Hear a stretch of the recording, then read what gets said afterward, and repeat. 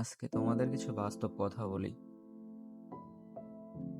টাকার অভাব মানে শুধু পকেট খালি থাকা না। টাকার অভাব মানে নিজের ইচ্ছাগুলো ধীরে ধীরে চুপ হয়ে যাওয়া।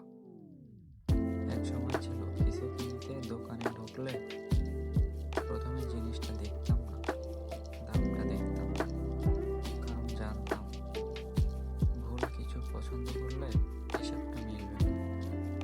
অনেক সময় ফোন বাজলে ভিতরে ভিতরে ভয় কাজ করত, কে জানি আবার কার কি দরকার। চাহিদা শুনলেই মনে হতো আমার তো নিজের টাইম কেন কঠিন। সবচেয়ে কষ্টের বিষয় কি জানো?